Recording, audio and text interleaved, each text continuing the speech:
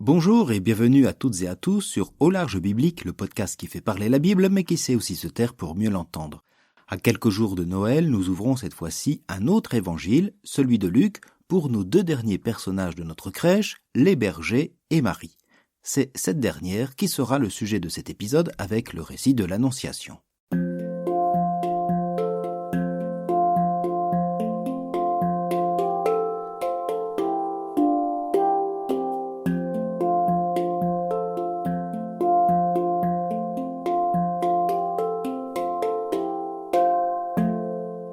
L'Évangile selon Matthieu nous avait fait entendre le récit de l'annonciation de la naissance de Jésus dont bénéficia Joseph. C'était l'épisode 116. Tout se passait à Bethléem. Cette fois-ci, avec Luc, nous sommes à Nazareth, avec une jeune femme nommée Marie.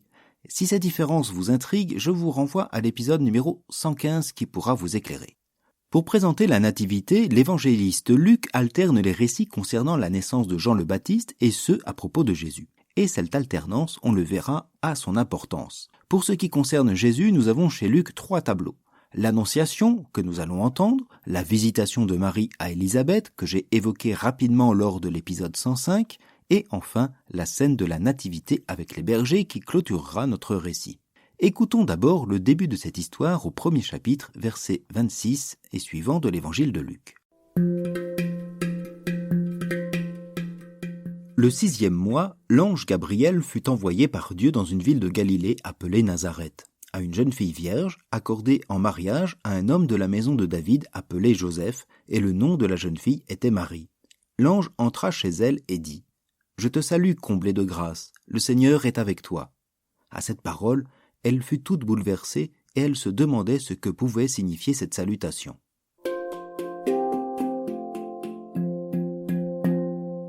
Le 6e mois.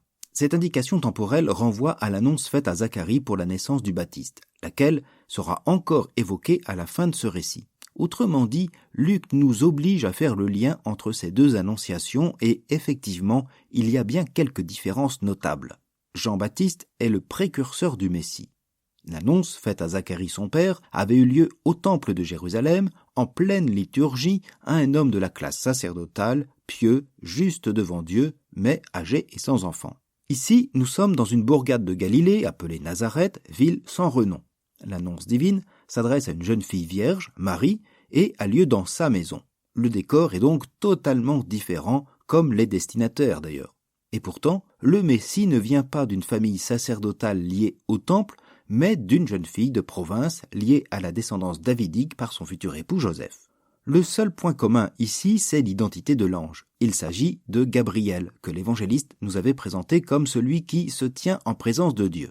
L'ange Gabriel est aussi connu dans la littérature biblique et extra-biblique pour être associé à l'avènement des fins des temps et du Messie.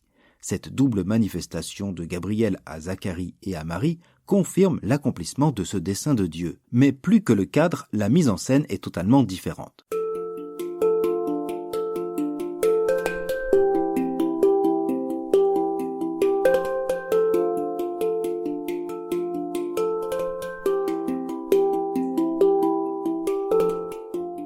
Les deux récits sont construits sur le même modèle. La manifestation de l'ange, la salutation, l'annonce de la naissance de l'enfant, son nom et sa mission, puis le doute du bénéficiaire et la confirmation par un signe.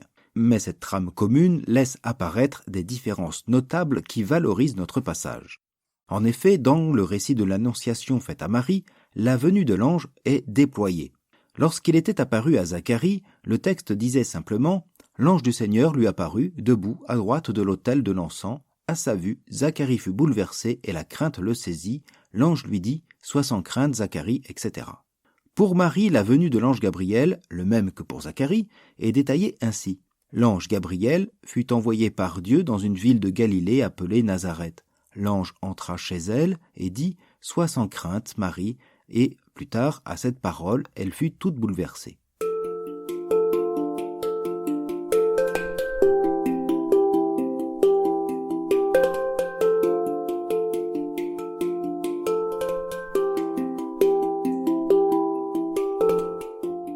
Pour Marie, l'ange n'apparaît pas comme un claquement de doigts.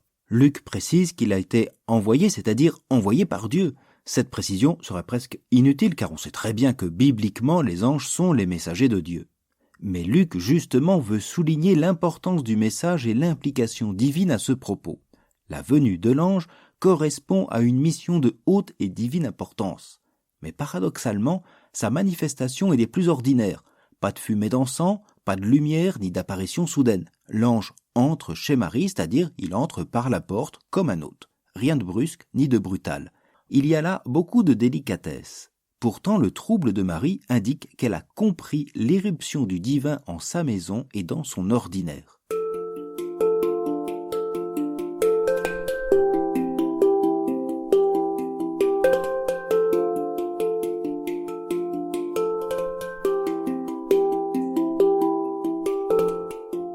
Cette délicatesse est à l'image de la salutation.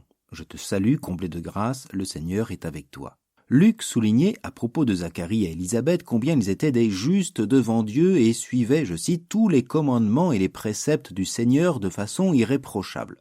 Alors, sans en faire un antagonisme absolu, à la probité scrupuleuse du couple sacerdotal, Luc préfère le langage de la grâce à propos de Marie, qui est ici dépeinte simplement pour sa foi sincère et sa disposition.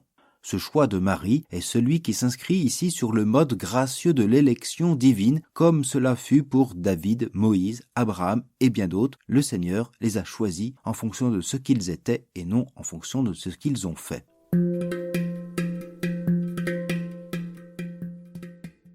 L'ange lui dit alors : « Sois sans crainte, Marie, car tu as trouvé grâce auprès de Dieu. Voici que tu vas concevoir et enfanter un fils, tu lui donneras le nom de Jésus. Il sera grand, il sera appelé fils du Très-Haut. Le Seigneur lui donnera le trône de David son père, et il régnera pour toujours sur la maison de Jacob, et son règne n'aura pas de fin. » Le message de l'ange rejoint ces annonces bibliques que nous avons entendues dans les épisodes précédents avec Samson, Samuel, Jean et bien d'autres. Le messager divin annonce que la femme sera enceinte, donne le nom de l'enfant, sa mission et son destin. Mais ici, la destinatrice n'est pas une femme stérile ou âgée, à l'image d'Élisabeth d'ailleurs, mais une jeune fille vierge, ce qui déjà annonce une nouveauté radicale, l'avènement d'une ère nouvelle. Celle-ci est d'ailleurs confirmée par la suite. L'enfant se nommera Jésus, en hébreu Yeshua, un nom qui signifie Dieu sauve. Ce salut divin en Jésus est un thème majeur dans l'évangile de Luc. Et ce qui peut nous étonner davantage, c'est la suite des paroles de Gabriel.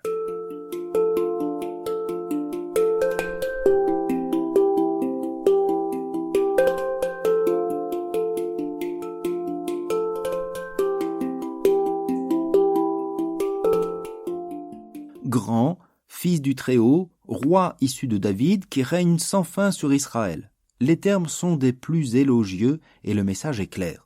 C'est l'annonce d'un grand bouleversement pour Israël qui voit sa restauration par la venue d'un Messie roi. Cet enfant qui vient est l'héritier de la puissance de Dieu et de la généalogie de Joseph.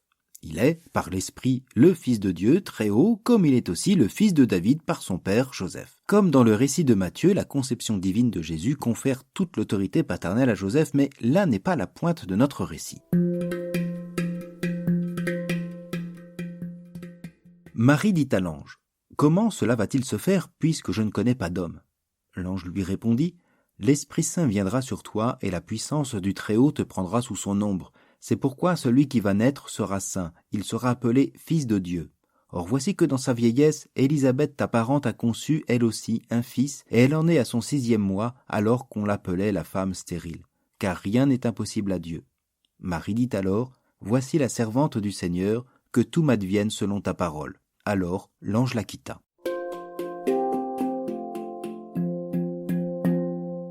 Comment cela va-t-il se faire puisque je ne connais pas d'homme ? La question de cette jeune fille souligne sa perplexité. Elle ressemble d'ailleurs à la question de Zacharie. Il disait « Comment vais-je savoir que cela arrivera ? Moi, en effet, je suis un vieillard et ma femme est avancée en âge. » Mais Zacharie n'est pas une jeune fille de Galilée. Il est prêtre du temple, il connaît la loi et les Écritures, il n'a donc pas à douter du message qui lui advient de la part du Seigneur au sein même du temple. Il a la connaissance, les clés de compréhension nécessaires. Mais il faut croire que cela ne suffit pas pour accueillir l'inattendu de Dieu. Pour Marie, l'évangéliste Luc présente la venue de Jésus comme un véritable acte créateur et salvateur du Seigneur. l'Esprit de Dieu vient, comme au temps de la création, le souffle ou l'Esprit, c'est le même mot, l'Esprit du Seigneur planait sur la surface des eaux. Nous pouvons lire cela en Genèse 1-2. Mais la création est ici tout autre. Cette puissance du Très-Haut qui prend Marie sous son ombre exprime la gloire même de Dieu, comme au temps de la tente de la rencontre avec Moïse. Bref, Luc convoque ici les registres de la création et du salut. L'enfant à venir devient présence divine. Il sera saint et appelé Fils de Dieu.